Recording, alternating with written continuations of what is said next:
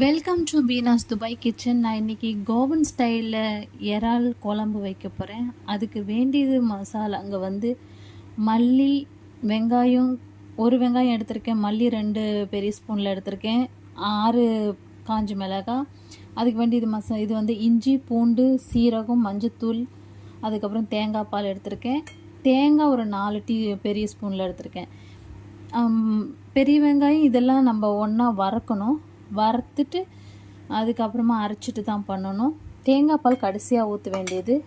தாளிக்க வேண்டியது வந்து கடுகு, கருவேப்பிலை.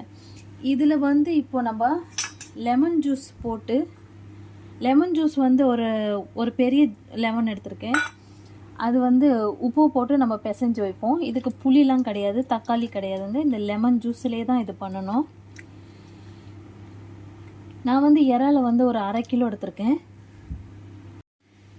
இது வந்து ஒரு 1/2 மணி நேரம் அப்படியே ஊற வைக்கணுங்க. லெமன் ஜூஸு உப்பு போட்டு 1/2 மணி நேரம் ஊற வைக்கணும்.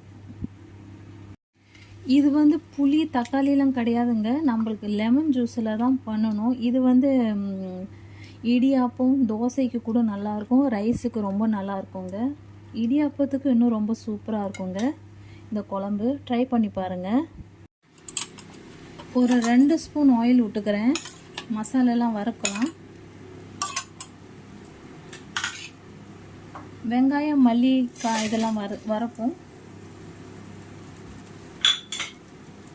அது கூட சேர்த்து இஞ்சி, சீரகம், பூண்டு இதெல்லாம் வறுக்கலாம்.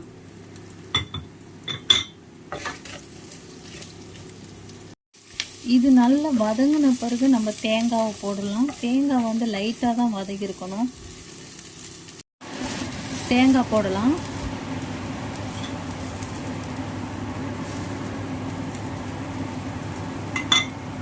தேங்காய் போட்டு நல்லா வதக்கலாங்க.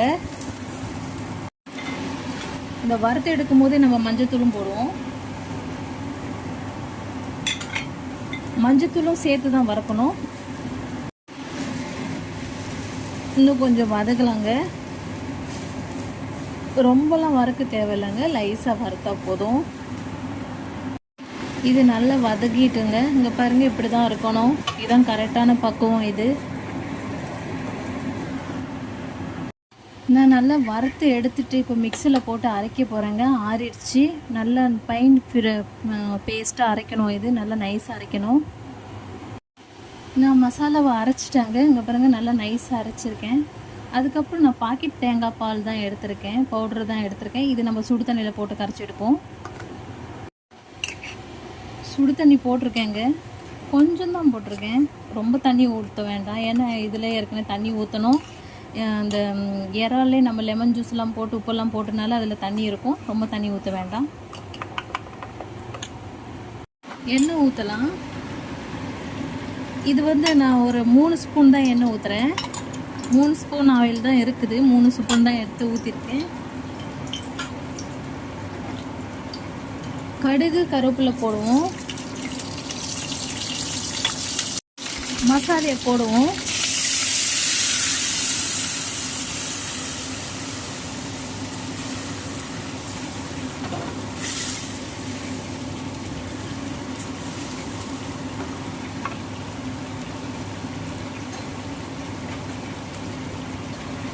லேசாக தண்ணி ஊற்றுவோங்க. இந்த மிக்சியை கழுவி தண்ணி ஊற்றிடலாம்.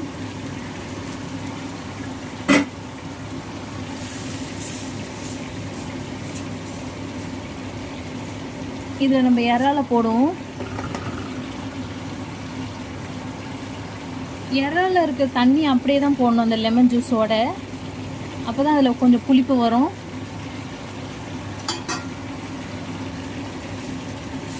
இது நல்லா கொதிக்க விட்டு கடைசியாக நம்ம தேங்காய் பால், மல்லி எல்லாம் போட்டுருவோம். இதிலே தண்ணி வந்துருங்க, அதனால் நான் நிறைய தண்ணி ஊற்றலை. அதுக்கப்புறம் நம்ம தேங்காய் பாலும் ஊற்றணும்ல, அதனால் நான் நிறைய தண்ணி ஊற்றலை. உப்பு பார்ப்போம்.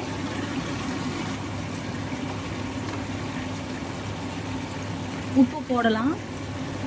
உப்பு இல்லை.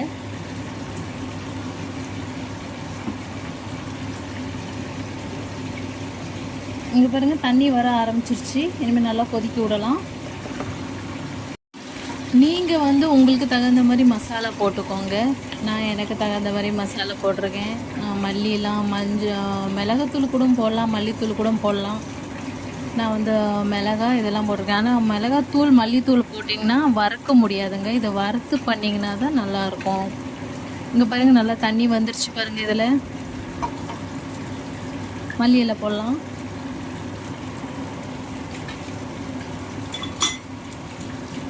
மல்லி இலை போட்டு நல்லா கொதிக்க வைப்போம். அப்போ தான் அந்த வாசனை இறங்கும். இதில் தேங்காய் பால் போடுறேன். கடைசியாக தான் தேங்காய் பால் போடணும், அதுவும் கெட்டியாக தான் போடணும்.